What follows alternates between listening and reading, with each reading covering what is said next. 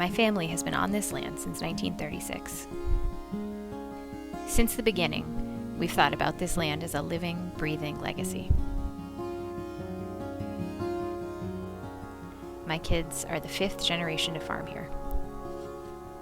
It's natural for us to think holistically about this place, beyond any one of us as individuals. In 2012, my Aunt Edie died of brain cancer. She had run the farm for 40 years. Somewhere, baby, it's part of me, apart from me.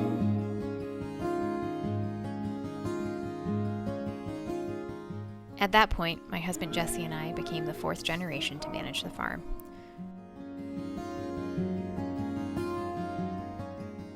Our first decision was to stop spraying chemicals and stop spreading synthetic fertilizers on the land. We were scared of a possible connection between the chemicals and the cancer.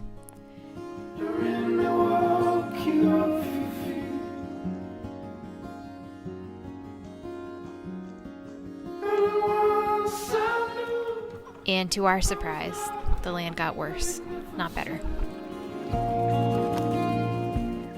In a search for answers, Jesse researched every possible approach to grassland management and finally found Alan Savory's TED Talk.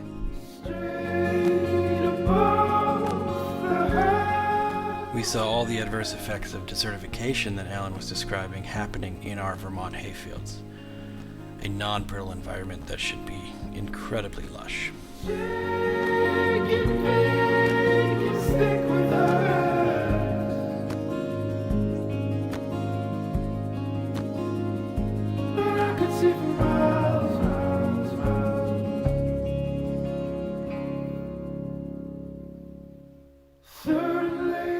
We began experimenting with regenerative agriculture that spring and were immediately blown away by the results. Not only did the grass come back, the worms, ants, crickets, grasshoppers, butterflies, birds, turkeys, deer, and the whole ecosystem came roaring back. Since that time, we've used holistic management with sheep, chickens, turkeys, pigs, and bees, and are regenerating over 100 acres of degraded land on our 270-acre farm.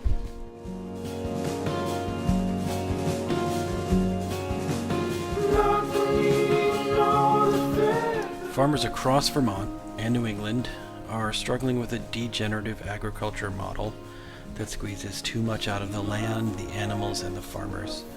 And as a result, farmers' towns' economies are growing poorer every year and more vulnerable to drugs, diseases, and development of agricultural land.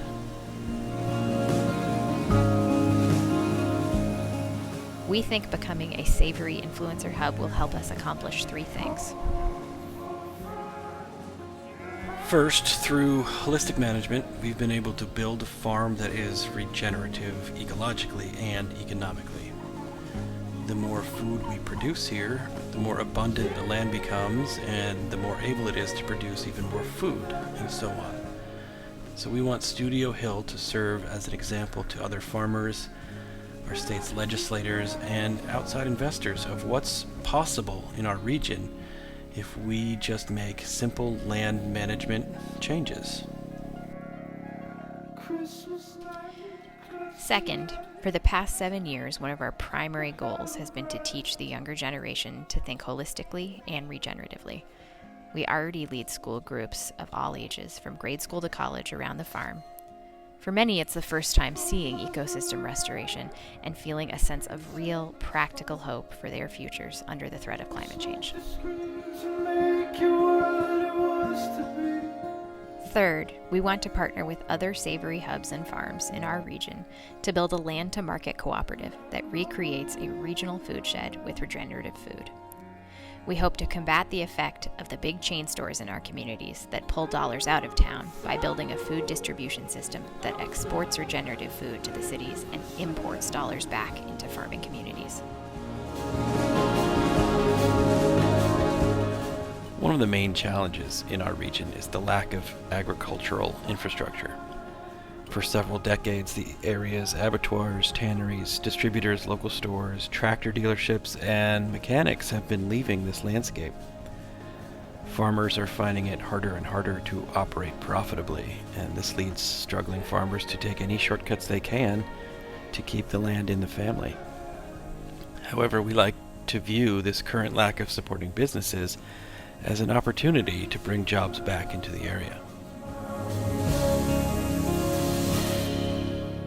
Another challenge is the lack of money in our local economy.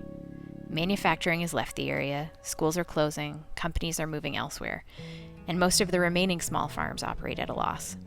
Our community needs healthy, regenerative food, but can't afford to buy it, and farmers can't afford to sell it to them at supermarket prices. So our best customers are usually quite some distance away in the cities.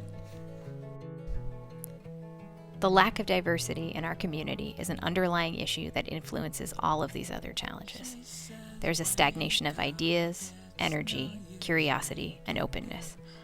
We need the perspectives and insights that come from people with varied experiences. We've found out that the promise of regenerative agriculture has proven to be a draw to young people from around the world.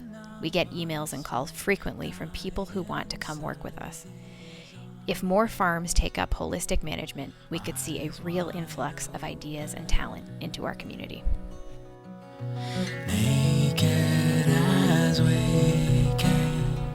We are surrounded in our area by neighboring farms and farm families who are struggling financially.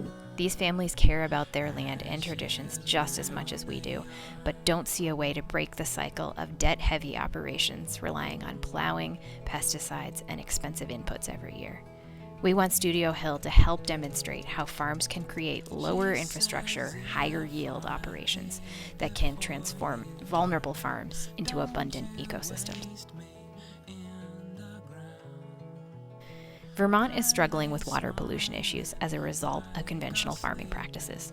Phosphorus blooms, polluted wells, and toxic dead zones in our lakes have our legislators in Montpelier panicking. I hope as a Savory hub we can attract lawmakers from around the state to come see how holistic management practices produce water that is cleaner when it leaves the farm than when it arrived. Most of the young people in our area move away as soon as they can to look for opportunities elsewhere. We want Studio Hill to help spark a regional regenerative food and farming movement that gives energetic, creative, hopeful young people a reason to move back or a reason to stay. This is hopeful work, and we need people to do it. We need families on the land, managers to build a sales network, community organizers to reach out, and critically inspired storytellers to spread the message that we don't need to wait for permission to change the world.